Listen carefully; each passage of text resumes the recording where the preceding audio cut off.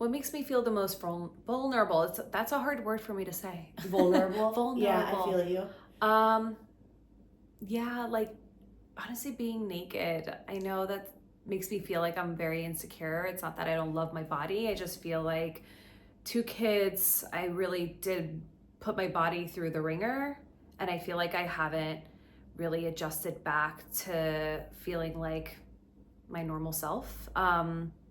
I'm learning how to love it, but I'm also like open to the ideas of doing some upkeep. So I'm also just like deciding if I want to learn how to really live within what I have now, or if I want to be the person that like strives to improve it with age and just constantly striving to feel more secure in my body.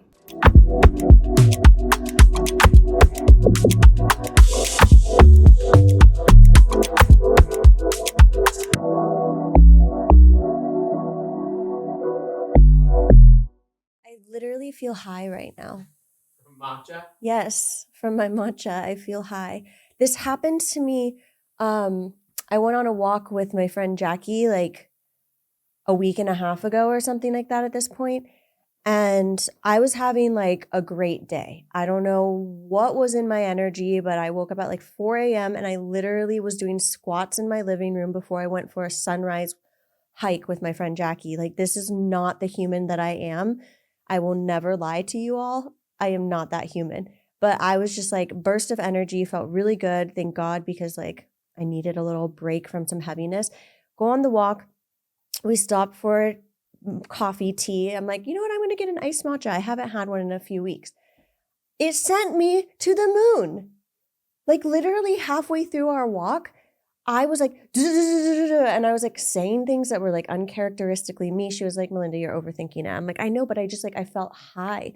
And then for the rest of the day, I was like anxious and I had to like come back down to earth. My body doesn't like anything, not caffeine, not alcohol, not anything. But here we are. High on matcha. High on matcha, coming to you. High on matcha, green tea. Yeah, no, substances in general, my body does not like, and I've had to let go of. And I don't know what that's about. Like, is it hitting 30s? Is it like, obviously, I think a lot of people will like drink a little bit more in their 20s or whatever. Granted, I also started really young. Like, sorry if this offends anyone, but let's be real. This is the United States. There's a lot of underage drinking. Like, I did a lot of partying in high school. And so I think by the time I hit 30, it had already been like, I don't know, like 15 years of drinking. So my body's probably just like, absolutely not. And then I've never really done coffee. I did coffee for a little bit when I was working at Sephora headquarters in San Francisco. Cause like in the corporate setting, it's so funny. Like the only way that people leave their desk oftentimes is to go grab a coffee. And so I was just like, well, if that's what it takes to leave my desk, I'm going to start drinking coffee. And I started to have like one a day. And I was like, you know what? I'm starting to feel like attached to this. I don't want to like have to have coffee. And so I tried to stop and I started to get headaches every day. I hadn't even been drinking coffee. Long story short, I'm a sensitive bitch, emotionally, physically, just across the board, sensitive bitch. I'm so sorry, Cyndi, for opening your episode this way.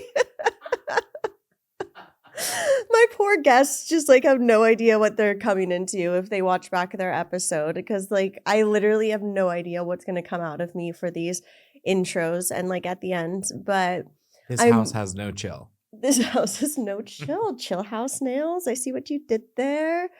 Yes. So our guest today is Cyndi. She is the founder of Chillhouse Nails, which is so cool because I've been watching this brand for years now. I'm a big fan of press-on nails, of instant manicures. I'm just a DIY girly, always have been. Love to do my own hair, my own extensions, and I'll get my hair and nails done professionally as well. But yeah, I love doing it myself. And Chillhouse Nails has always really stuck out to me. I feel like they were one of the first to do like really interesting nail art on press-ons that weren't just like your classic French tips or your like stiletto red lacquer. Like, I don't know, thought further outside of the box, a little more funky. It just always resonated with me. and it's always been part of my routine. Chillhouse is definitely one of the brands I'm always reaching for. And she lives in Miami, so trying to coordinate and schedule this is obviously a little challenging. So it's been a long time coming, and that's why I'm very much so looking forward to the conversation. Not every episode is like this. I'm sure you all can see and get a sense that like some guests I have on, like I have worked with or I know either personally or professionally or both. And then some guests I have on and it's like, okay, maybe we've exchanged some emails, but this is like the first time we're really getting to know each other. Or maybe we've seen each other at an event or two, but like we haven't really gotten to know each other. And so Cyndi is going to be a guest that I'm getting to know as you're getting to know, which is always kind of fun because I just have no idea where the conversation's going to go. So I'm looking forward to this conversation. I hope you all love it, and I will check back with you at the end to tell you something else that's unhinged and unpredictable. I don't know. Well, I just think that something I was saying, I filmed the introduction to the episode right before you got here, and something that I was saying was that I just feel like your brand has been such a first adopter and like innovator in the space, and is one of the few that I feel like really appeals to especially Gen Z.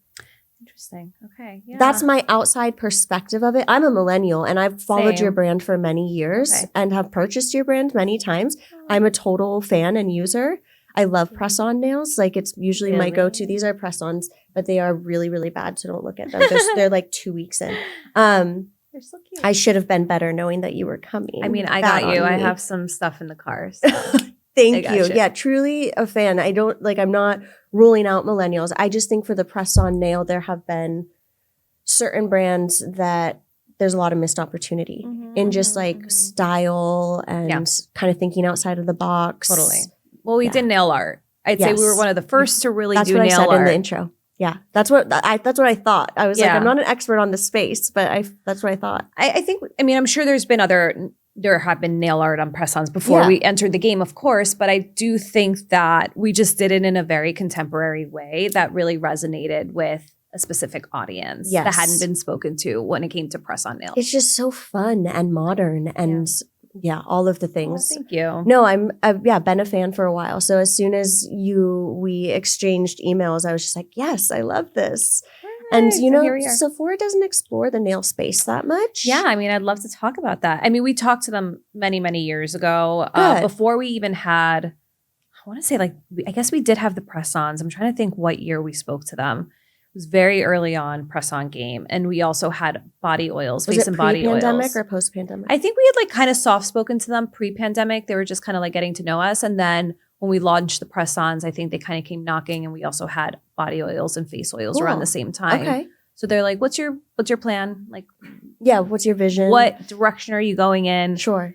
And it ended up being a big exercise in brand building for me, because I was like, okay, so if we want to enter Sephora, then this is how I'd have to do it. And this is how I'd have to build products around that direction. Yes. But if I really felt that the nail care category was going to be the thing that eventually grew our business, then I might have to let go of the Sephora dream, because they don't really do that. Yeah. They have Glamnetic, and then they do have some stuff on their .com, which is interesting. But it's small. It's very small. We used to have, when I first started at Sephora about a decade ago, I was a merchant on the makeup team, and the nail category lived under makeup, and we had someone dedicated to it, and it was a bit of more of a category.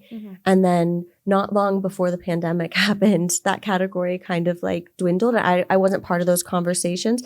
And then I was like, we need the nail category. This is the time. It would have been so, I don't actually know who made the decision. And obviously there are many reasons that they know what they're doing. It's not like Sephora doesn't know why they choose to go down certain paths. But I thought the same thing. I was like, why isn't there more nail? We need more nails from Sephora. It just makes perfect sense. Yeah, and I would love for them to bring it back. But alas, we're in Target.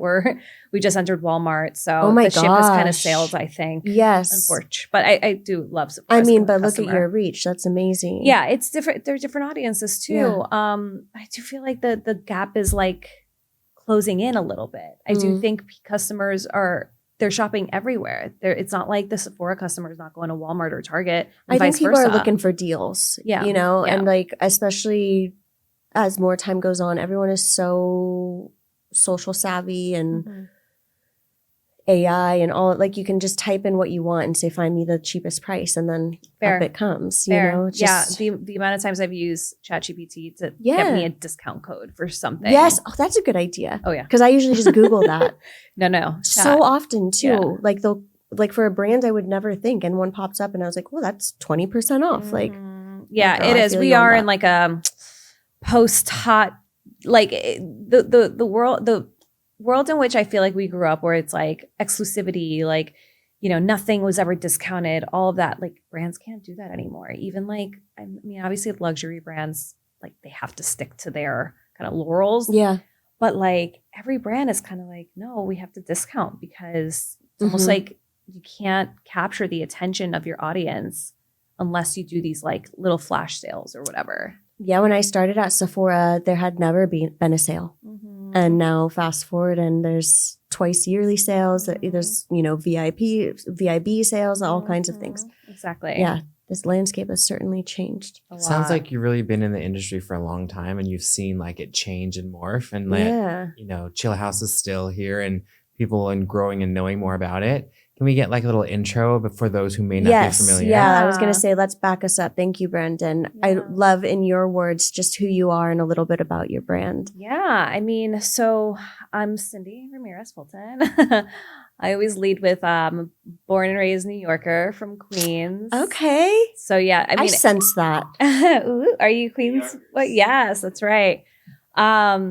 It's a big part of who I am and my upbringing. I grew up in Queens and my mother's Colombian. My parents migrated from Colombia. Okay. So like first gen, my mother was an esthetician. So she had ambitions to have her own spa one day. Wow. So I kind of watched her go from having one tiny little chair at a hair salon in Jackson Heights to eventually having 3 spas.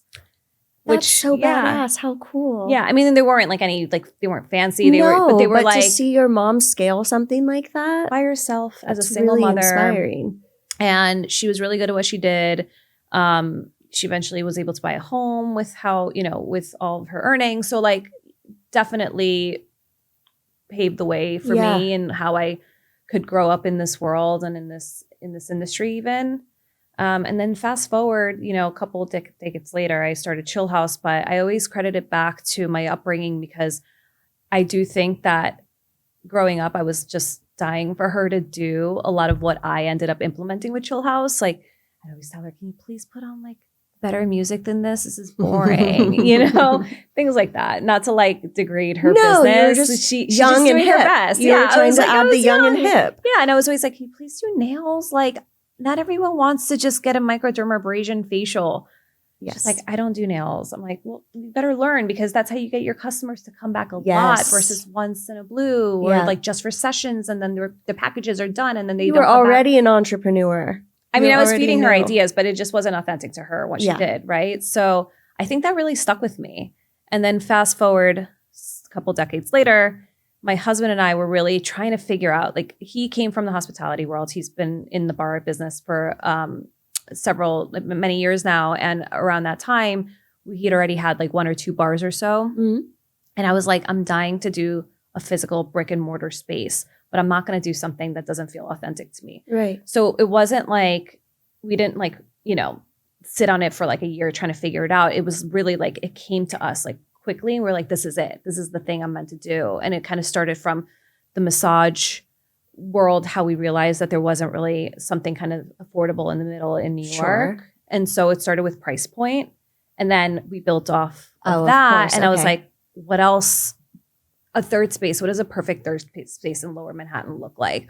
Well, I want to be able to grab a matcha or grab a coffee and relax and like not feel like I have to spend a ton of money, but like have a place to go and hang out. Okay, what else? Nails. I've always loved nails. It's my creative, it's a part of me being creative, my creative expression, but it's also a self-care moment for me on a weekly basis. Whereas massage is more of a monthly splurge, right? So those 3 things kind of came together, and they, to me, were like the perfect things that embodied what I looked for in my self-care moments. And that's how Chillhouse happened. I feel like so often what creates the best brands is a personal need.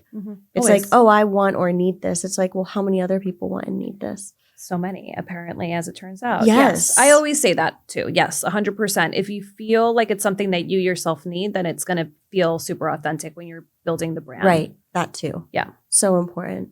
What was it like growing up in Queens? So your mom was an entrepreneur. Yes. Was your dad around? My dad was around. I mean, they got divorced when I was fairly young. I was, I think 6 or 7. And then he moved back to Colombia. Oh, okay. And got married and started building his own family there. And so it really was my mom and I for most of my life. Yeah, and that's like childhood defining. Yeah. For sure. Oh, absolutely.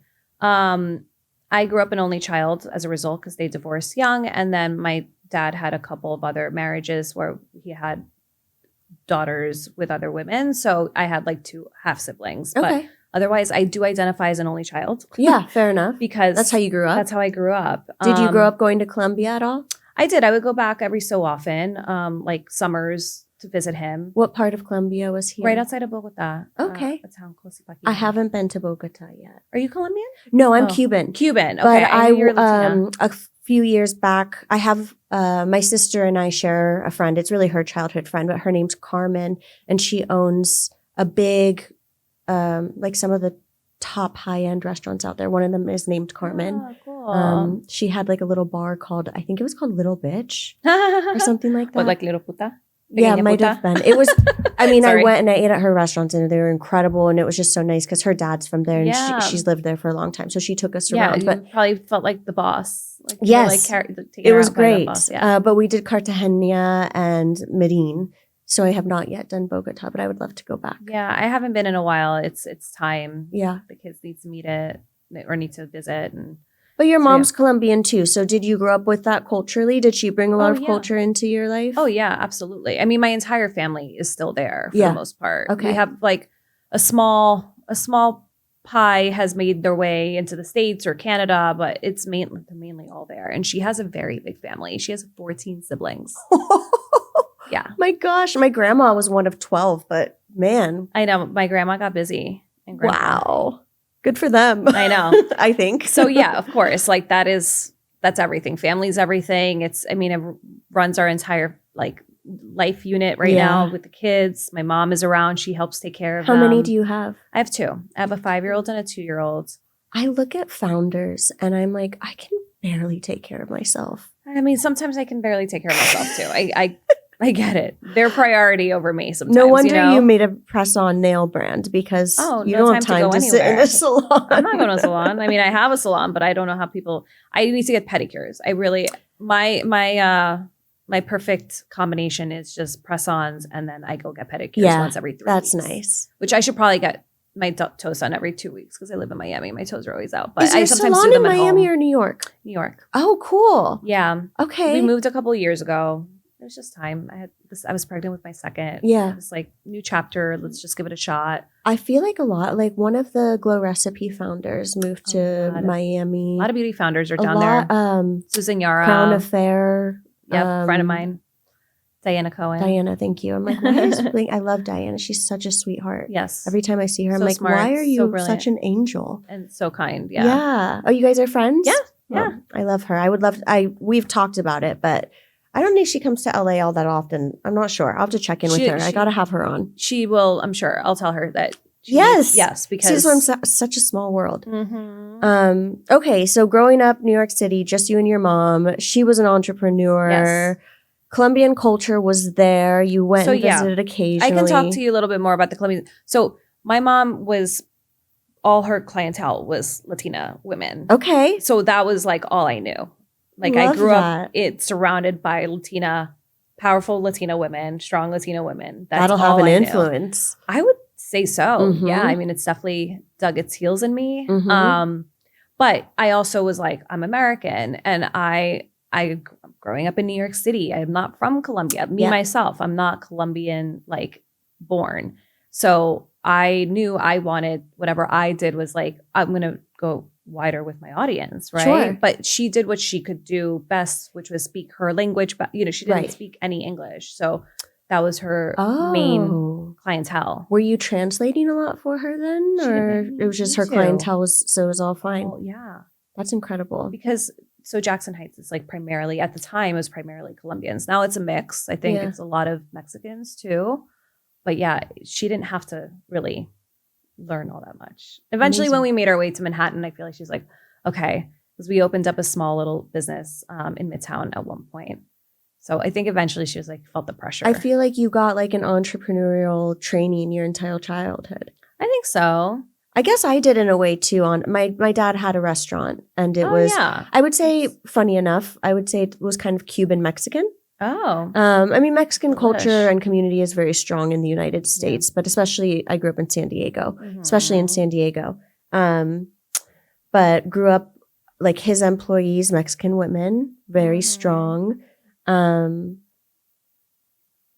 But it was almost like a little crash course. Even though it took me a while to like think, oh, I want to start something of my own. Like, I guess I did grow up around that too. Absolutely. I always say, I feel like hospitality is such an important industry for everyone to like, at some point. Everyone should work in a restaurant. Sort of, oh my gosh. The world would be a better place. Absolutely. I agree. We would all be much nicer to each other and like, like not be total dicks. Yeah. I really do feel that way. Were you in the weeds at the salons? Like, were you working when you got out of school? Yeah, not so much. I helped a little bit, but again, it just wasn't what I didn't feel like. It didn't but that's good. Me. That'll give you more of a childhood because a lot of people, spend, I think, maybe a little too much time in their parents' business, and then they kind of miss out on. Yeah, everything I think else. I was too young to actually help in any real way. Yeah. But as a really, really young girl, I ended up actually modeling.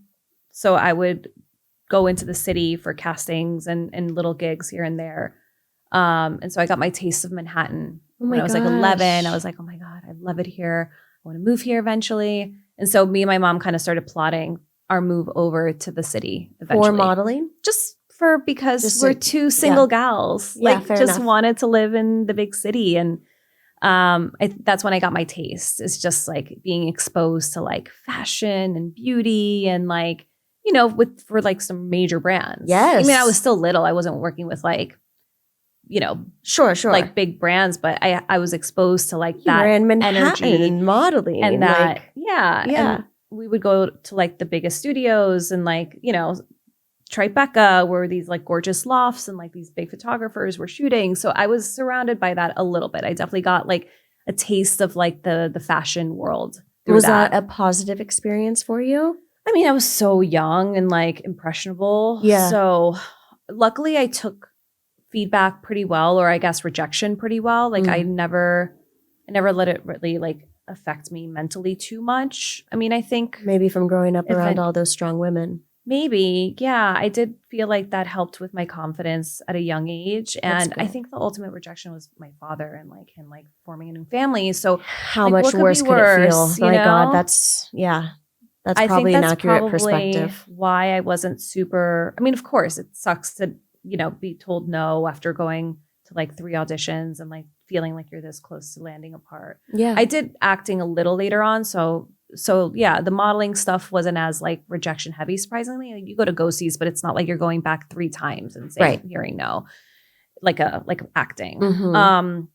But yeah, I think, I don't know, it definitely built up my your thick skin. My thick skin in that sense. And then, yeah, I don't know. I don't know how it's impacted me these days. Maybe like during fundraising, I just think back. I'm like, used to it. Yeah. Rejection is just part of redirection. It's fine. Like I always end up going back to that theory because clearly had I have heard more yeses, I would have been in, I don't know, maybe I would have stayed as like an actress and or not been doing like, what you're not doing a model, now. I'm short. But yeah, exactly. And here we are. And like, I think the world needed Chillhouse. So I always absolutely like I'm not trying to like just like toot your horn. I really feel like Chillhouse is the most recognizable name in the game.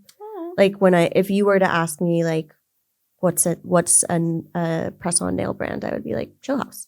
Like it's one of the originals to me. I think it was absolutely necessary that you started it. Thank you. I really appreciate that. No, absolutely. So how did you move into acting from modeling? Was that just a natural transition? I was short. Yeah. Everyone's like, you got to figure out like what's next tall are for you. I'm like 5 foot. I'm 5'3". Yeah. On a good day, 5'3.5". Yeah. I wasn't going to be a supermodel, but it was fun being a little child model, and I enjoyed it. And I was like, you know what? This is fun. I enjoy being in the spotlight to some degree. I mean, here I am. Literally. Yeah, prepped you for this. I mean, because these days brand founders are celebrities. It's like you're the face of everything. There's a lot of pressure to be a forward-facing brand founder. And to me, it did come a little organically. It's a different kind of pressure, but I'd rather do this than have to memorize lines. I remember one time I was given, like I had like a job that I knew was I thought it was mostly B-roll. And then I was given like a pretty heavy script. And I seriously tanked that job. Like I'll never get it out of my head. It was the most embarrassed I think I've ever been in my life, because I had the anxiety of trying to memorize the lines and not actually being able to do it, and showing up to the job being like, I'm so sorry, guys. I don't know if I'm going to do this well. I'm going to try. But they had to feed me lines every take. Yeah, and then your anxiety and everything is just building, and you feel more self-conscious, and then you remember even less. Yes. So almost like going into things not prepped, like off the cuff. You're speaking my language now. Yeah. I've done very little scripting. Of course, occasionally for Sephora, like there might be like a campaign shoot or something I do where there's a teleprompter. But for the most part, they're like, here are the bullets, run with it. Mm-hmm. And with this podcast in particular, I don't prep for these conversations. And I was just saying this earlier. I was like, one day someone might be like, Melinda, you need to prep, like be more but I'm like, no, I like to intuitively have an organic conversation. I think it's totally fair to get to know each other in these situations for the first time. I mean, I do think there are different podcasts that are very formulaic and that like people are there to get the sound bites of like, what are the things you did wrong? What are the things you did right? And those are like the clips that end up kind of going viral. Yeah, this is not like any business or on, it's like storytelling. We're like on a couch, and it's so cozy and lovely, and we're getting to know each other. And I really love that. Comfy vibes. Yeah. Thanks. But yes, you're speaking my language. I totally feel you. I'm not a fan of scripting. It just makes me really anxious. I remember the last time they gave me like even just bullet points, but they were like, it's really important you nail these bullet points. So I decided to like try and memorize them as they were written versus just like remembering the bullets. Exactly. No. And you have to really understand what you want to speak to for it to come out naturally, unless you're like a really good actor or really good at rehearsing lines. Yes, absolutely. And so I'm like, okay, even like when I think about my own personal story, I'm not formulaic about it. And sometimes I bounce around because there's so much to my story. And in this setting, I feel like I told it not differently, but if I were to sit down and like really like go chronologically. Yeah. I'm like, I hit it like this, but with you, it's like, okay, we're just kind of talking about how it all kind of came together. And it's like, it's not just super linear and like, these are the steps. Because I feel like that's when we have like our ahas. Mm-hmm. Like a lot of conversations I've had here, I'll be talking to someone like a founder about their building their business, and they'll be like, I've never thought about that before, because I think we are not going in chronological order and we're just having an organic conversation. And like those ahas are the most interesting thing to me. Yeah. Because usually it's something about like their self-growth or whatever it might be. Mm-hmm. But yeah, this totally makes sense why you're such a natural at this and putting yourself out there. I think I'm still getting used to it. I'm an introverted extrovert. Okay. So like I can turn it on. Yeah. But it drains me. Same. And I like if I go to a beauty event, especially if I'm like hosting or something like that, I'm going to need to make sure that I have like 2 days post that on my calendar that is at least like chill. Like I still can have work to do and stuff, but like. I agree. Yeah. I think I'm very similar. I haven't diagnosed myself, but that sounds about right. Like I love like packing it in and kind of doing like the rounds, but then I do need a little bit of time to decompress after. Yeah. Although like socially, I'm fine with seeing my friends. I'm fine with being with my family, but like from like a public facing perspective, it's just like I could never, be on TV every day, like Kelly Ripa or like one of those. Gosh, like, can you imagine every single day? No. Like late night hosts. I'm just like, how do you endure this? Morning for me. I'm like, mornings. Don't have a life before this, overnight, the night before. Like, do not go out at all. Sizing is one of the hardest things when it comes to nails. My girlfriend, she has like a little Etsy shop just because she loves to make nails and she just does it as a hobby. It's such a great way to grow like a pretty decent product business. Yes. I tell my friends all the time that like don't know where to. I'm like, do you want to just do Etsy? Like it sounds like there's a good marketplace there. A lot more people are looking at it. Yeah. But the sizing is like, I told her, I was like, I've been meaning to order a pair from you for like months, but I'll open it and then I'll like need to print out the paper and size my nails and I like keep it's a little tedious. Yeah. But once you do it, then you know and then it's they fine. have your info. Yes. No, I do think that those brands are really interesting because it does serve a purpose. If people are very specific about their nail beds being too wide or too long, like it's hard I have to think about shape a lot too. And like we just got some data that there's a lot of searches for short nails now. And I'm like, shit, like all of our nails are long and like almond. So so I have had to like retroactively edit some of our designs but I feel like it's always evolving. Like trends are always changing. And so. That just made me remember actually, random, just side note, the only brand that I ever considered actually starting was a press-on nail brand. Interesting. It was at least 9 years ago. Oh, wow. You should have done it. And it was me and my girlfriend. She'll hate me for you saying we should have done it. Because I was the one that was kind of like, I don't know. And she's like, I told you so. It just wasn't my path forward. But that's why, you know, an admirer. Oh, thanks. For sure. Yeah. It was a very untapped category. Yeah. Right for disruption. We came in at the right time, 2020. With our nail designs from the store that we've had since 2017. So it was very authentic in that sense. You know, it wasn't like we were some random people that were just kind of starting a press-on company. Like we actually had a nail salon that did these designs and we would get requests from everyone all over the country. Open up in this city, open up in this city. I'm like, that's very hard. Easier said than I'll done. give you press-ons instead. And that's how it kind of came to be. Do you find that you are intuitive? I know we are all intuitive to a certain extent, but like for you to be an early adopter of this space and to have gotten in at the right time and it be kind of organic, but maybe that lends itself to your intuition. I always knew, if I wasn't like 100% excited about a product, like whether or not someone recommended it as something to look at for Chillhouse or whatever, then I was just like, no, like I didn't. You have to feel all in. I have to really feel all in. And there were a couple of misses, of course, because we had to experiment. And a lot of that was based on like distribution, where we wanted to end up. We tested body, we tested this, da, da, da. But the second I realized press-ons was a potential category, it was like a hell yes for me, because for me, originally it was all about controlling the brand narrative on the nail. So versus like putting out polish and nail tools where the polish could have looked a little clunky and the nail art may have not looked so good because people don't know how to do it themselves. Like I could control the brand identity. It's always going to look good because it's pre-made. Yeah. Gotcha. I can control the shape and like how I think is the most flattering nails. Yeah. For people. Yeah. That's a really interesting perspective. Yeah. Or at least like what I wanted for me. And it really is derived off of like what I would want to wear. Yeah. Right. And that's how it started. Now, of course, we have a very wide audience and we want to make sure that we're satisfying all of our customers. So we have to look at like different nail trends and different shapes that they may be like searching for. And And you're doing this, you started it with your husband? Yes. He's my COO. What is his name? He's so funny. He's like, I can't believe I'm in the nail business. I Like, love this for him. He like wants me to he's like, one day I'll wear one of our products if you just make me a matte top coat. And he'll just be like, black polish, matte top coat, like a rocker boy. Edgy. Yeah.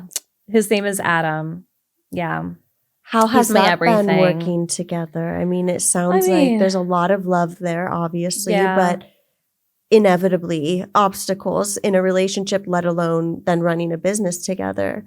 How do you guys navigate that? It's been challenging at times for sure. I think we ended up getting being in a good place. We could have invited him on. Oh, okay. We can totally invite him on. Just bring him in from the car. We can. We can do a little break and then I'll ask him if he wants to come in. Yeah. But or we could even film like one of the social things with him or something. That's a good idea. If he likes to partake. No pressure. I need him to get into it because if he wants me to do more of this, he needs to get involved. So what can I say about us? I mean, I think like any couple, like any partnership, I think it takes a lot of work, and I think it takes a lot of conversation and communication and deciding how to navigate the obstacles and deciding who gets ultimate, like, final say. I've had to learn to kind of let go of my ego, I think, a little bit with him. And I think similarly with him, like he knows that I'm like the face and it's like my kind of brand vision and all that, and he lets me run with it. You're more the creative behind it. Yeah, but he's also very creative, so that makes it a little challenging. Okay, sure. Because he actually has a lot of ideas, and he has really good ideas, and a lot of times I think he gets really frustrated if his ideas don't get heard and people only pay attention to my ideas or like what I need. So I've had to kind of pull back a little bit and be like, you know what, let's test your ways. Let's see how it goes. I hear you. I support you. And yeah, but it sometimes keeps you humbled as a brand for sure. founder. I don't have all the answers for everything, especially as we navigate this next stage of growth. I'm like, I don't know. And I don't know that he fully knows either, but once he is like really gung-ho about a strategy, if he doesn't see it through, he gets really frustrated if no one listens to him. So I'm like, all right, let's just try it. Why not? I have nothing to lose right now in testing. So that's kind of where we're at, I think, in our, like, how we navigate the co-founder roles. But, you know, it comes down to like, he's a COO. I'm the CEO / creative director, I guess. Right. So if we really had to draw a line in the sand, you know, that's kind of it. You know, we just like, does this decision, if does it fall under your that makes sense, title or mine? And like, that's kind of how it ends up, you know, being decided. I just think it's incredible. People who can work together with their partner, with their family members, like, you are constantly making collaborative decisions. Yes. And that is difficult. And one of the hardest things we've had to do is actually renovate our home together.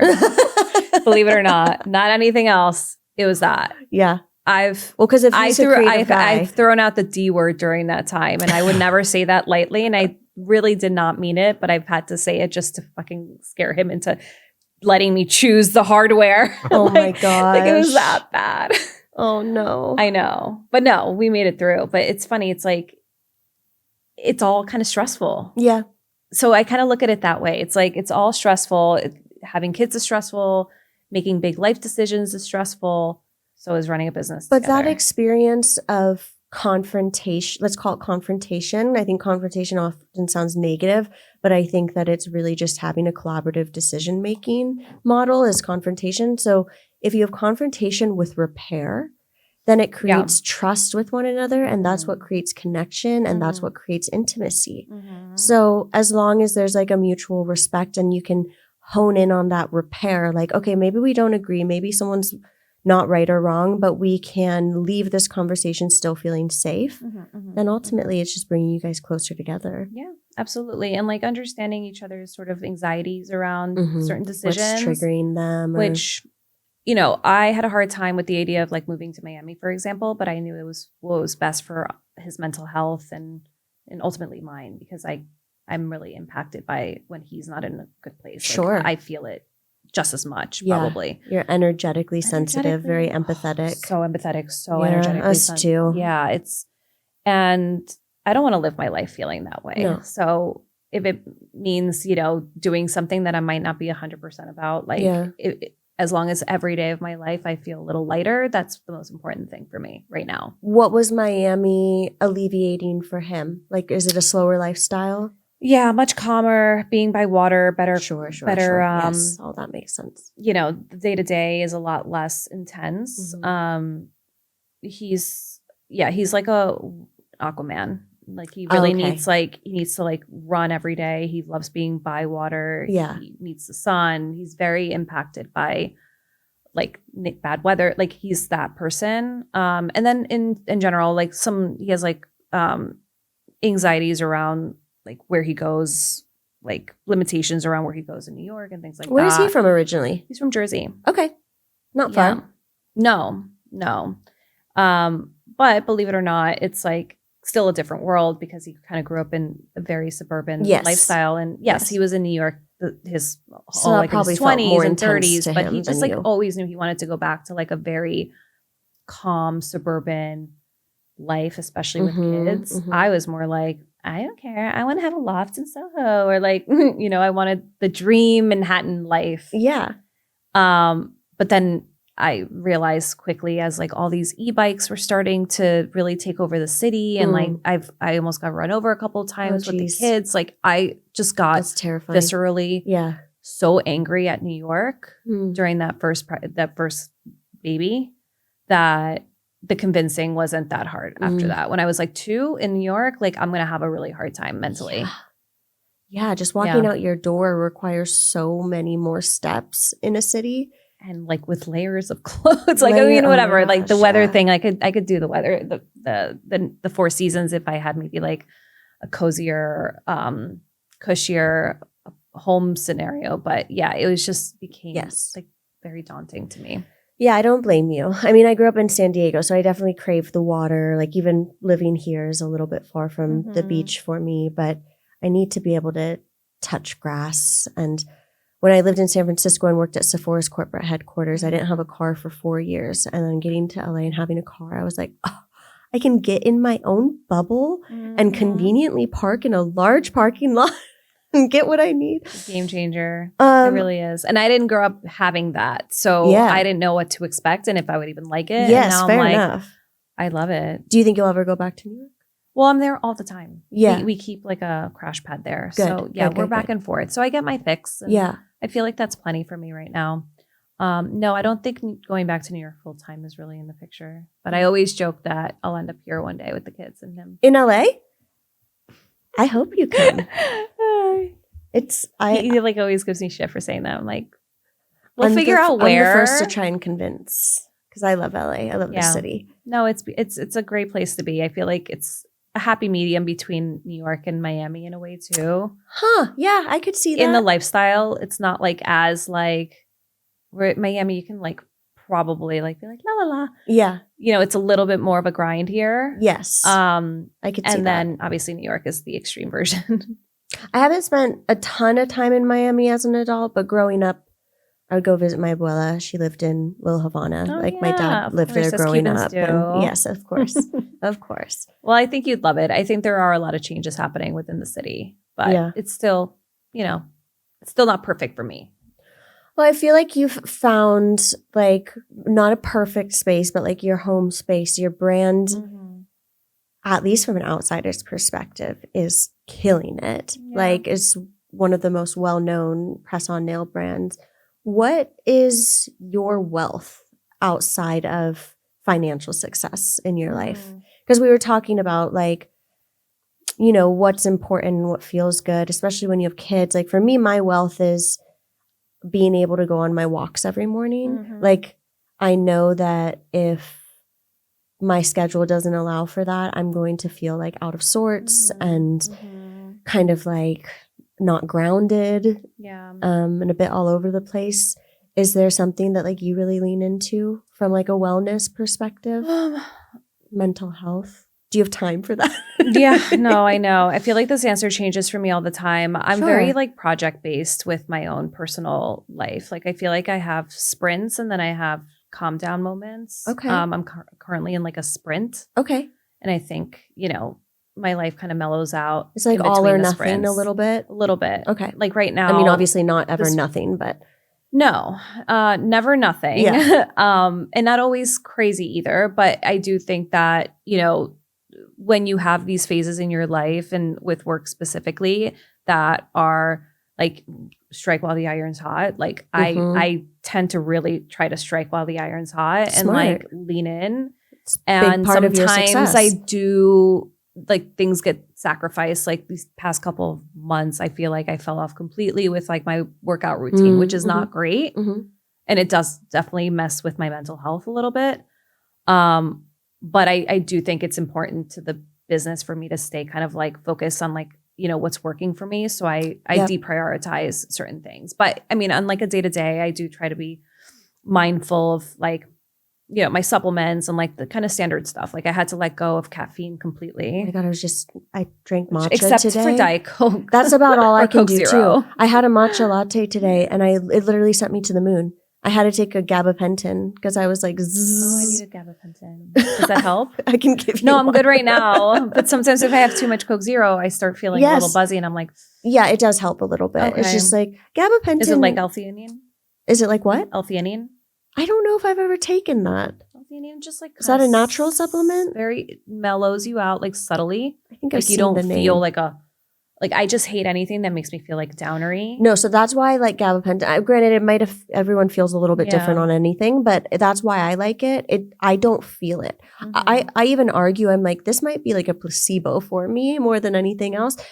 But because especially when I started to do public speaking and speak on Yeah. panels and things Yeah. like that, Mhm. I just wanted to take the edge off so Yeah. that the nerves weren't getting in the way of me connecting with people and being Totally. present enough to like, I don't know, I'm but woo woo, like to like channel, like intuitively Mhm. have a conversation. And so, yeah, it helps. I think you'd like it. Okay, I'll give it a shot because I've actually been thinking about getting beta blockers.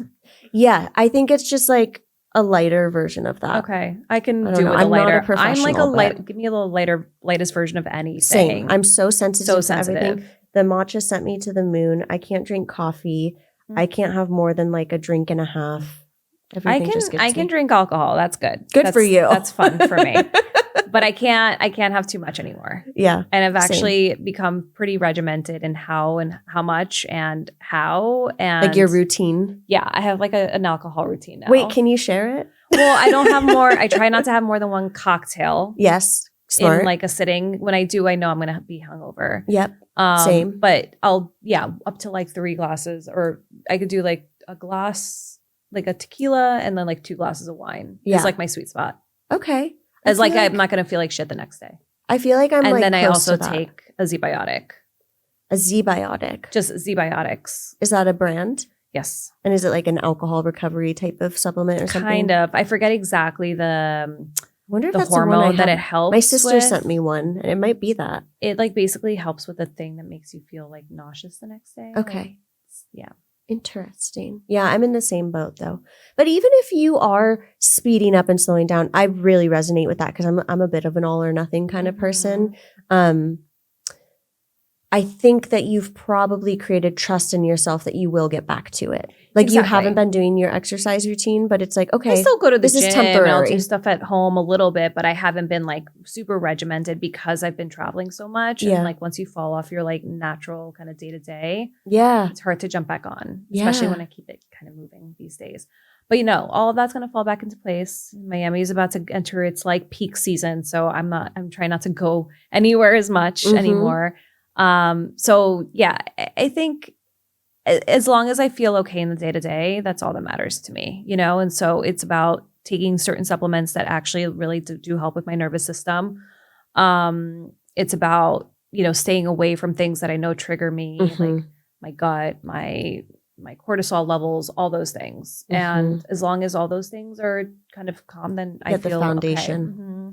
Yeah, I hear that. I feel like we often forget how much the food and drinks that we put into our body just impact as a foundation. Like if you are not having processed foods and no sugars and you're hydrating, like that in itself can get you through so much, just having the intention behind it. Exactly. What are the indicators that you usually notice when you are slipping? Like when it is too much, when you're like, Yeah, just my anxiety just gets to Levels. that place. Inflammation. I feel super like tight, like just like my shoulders are up to are you my a clencher? Oh, I'm like the type of person, if you put me on a massage table, they're like, oh, Same girl. girl. Do you do it regularly? yeah. I started to do, I haven't so much lately, but I Maybe more. started I to do should a little bit more, more. but Oh my I should be God. getting monthly massages It's- at least. Everyone, I would love that for the world. I would love it. Yeah, that's been one of the You biggest should do game the changers now for membership.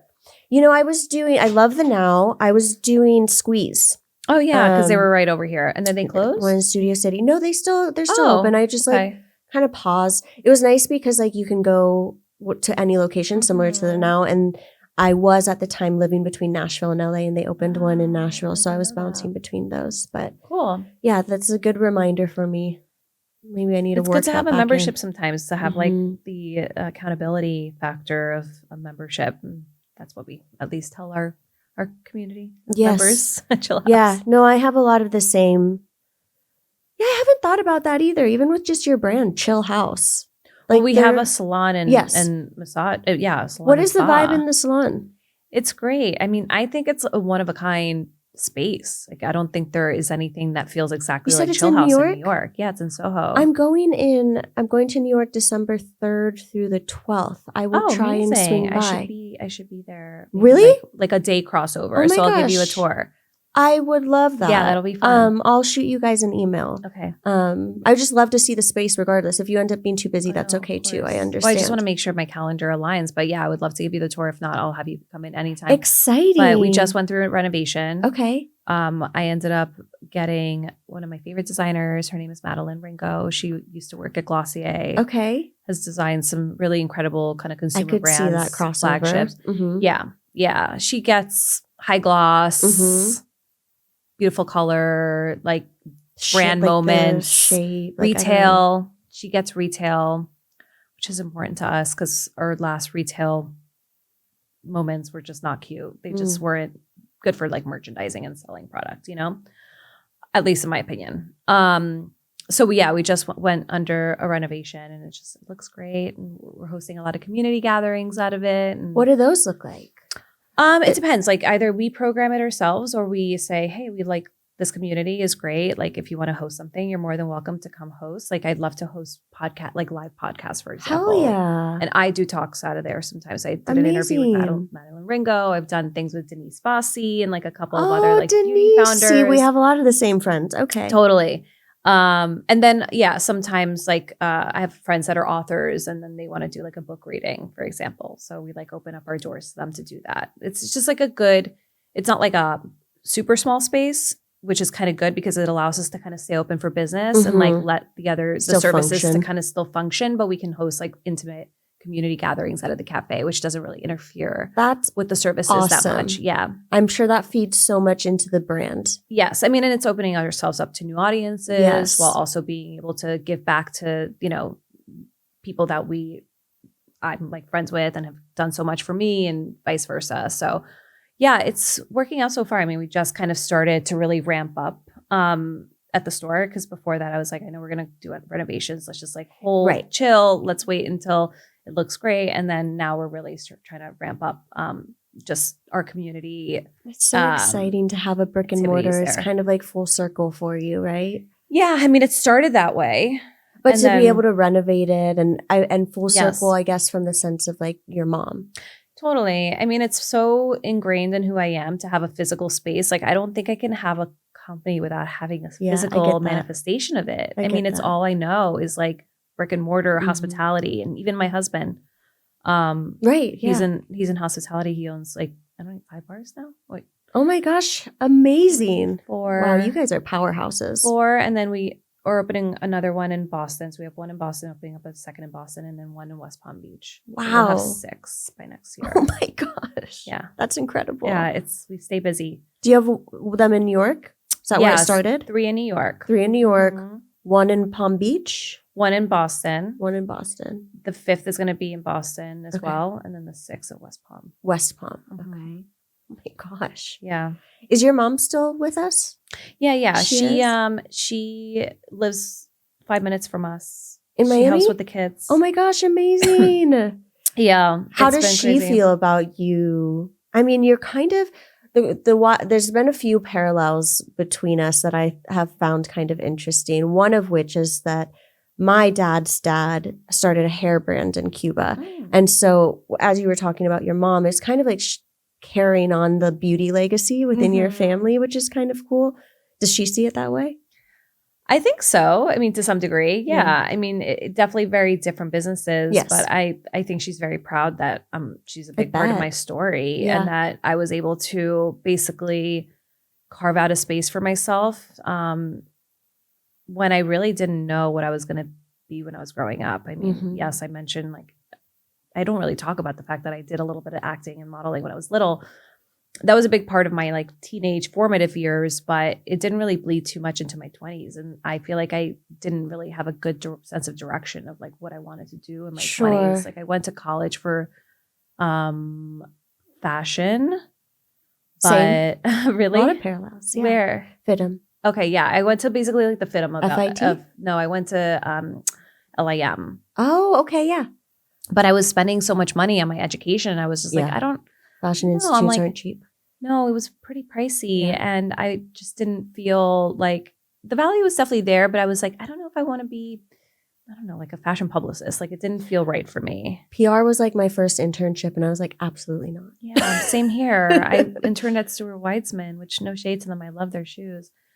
But I was like, this is such a waste of my time. I'm just running shoes back and forth. And this is back in the day where like fashion internships were very much about like doing the bullshit work. Yeah. Now I feel like even with our interns, like they're really learning a lot. Yes. They're doing a lot. But yes, they're also doing like they're like putting orders in for like our influencers. They're doing real work. They're not just making coffee or like not just like walking back and forth and like schlepping stuff, you Yes. know? They do a little bit of that, of course. They have to. Yeah. But they are learning a lot more. And so I was like, yeah, it's going to take me a long time to get to the point where I'm proud to be in this industry. Like, this isn't it. Yeah, I can resonate with that. And then like most of my 20s, I just spent sort of bartending and waitressing in the hospitality space. So much so that was what I did full time for several years. And it like, in New York, you make good money doing that. Right. So I was like, self-sufficient. I had my own apartment, living on my own, like making a shit ton of money, but I had no sense of direction. Yeah. And so I do think that she's very proud because she was there the whole time when I was growing up in the city too, kind of being like, what do you like? What's the plan here? Mm-hmm. You know, it's you're not getting any younger. And I do think that there could have been a point where I like ended up in like a totally different direction, not here sitting on this couch, certainly not, you know, growing this nail empire. And yeah, so I'd say she's very proud. I mean, your story is incredible. Like I said, big fan for a long time. I'm really happy to meet you. Thank you so much for coming to do this. Likewise. I really appreciate it. And I'm very happy to have another Latina in the beauty space, building something beautiful. Where can everyone find you? So me, myself, you can find me on Instagram mostly, I guess, and TikTok. Okay. I'm trying to grow my TikTok. Yeah. What's your handle? It's just at Cyndi Ramirez. There we go. Yeah. And then Chillhouse is at Chillhouse, and you can find us at Target, Amazon, art.com. Such good nails. Walmart. Thank you, my friend. I appreciate you doing this. If you have an opinion on my intros and outros, please comment and let me know. Truly, I would love your feedback because I just, feel kind of like awkward about the intros and outros. Probably because I'm a Capricorn and I just like things to be templatized. But I'm going against that grain with the intro and outro. I don't want it to be templatized or the same thing every time. Like, I want to like come in with where I'm actually at. So like if my energy's been shitty and low, I want to talk about that. Or if like, so if you have any feedback there, please let me know on the intros and outros. I'm sure that one day, I'm going to say one day when, not if, the Beauty Manifest gets to a whole other level, I will be able to have a podcast professional tell me exactly what makes sense. But until then, you've just got me. So happy to get to know Cyndi. Like I said, been a fan of this brand for a long time. Love the press-on nail category in general. But also just love getting to know our founders. And recently, I feel like I've had a lot of founders on the podcast. There's just been like, I don't know, like the floodgates opened, like someone is talking about the Beauty Manifest behind the scene and like going to all these founders and being like, you should do this, which I'm so grateful for. Because, you know, when I started, I would have, oh, hi, Elvis, a few different types of guests. And I still do, and I still will. But I've had a lot of founders recently, and it's just been so interesting to hear their story and, you know, part of the purpose of this podcast is to tell people stories that you wouldn't usually hear or see. Really aspirational people that we look up to, like brand founders or content creators or professionals in the space that have a lot more beneath the surface.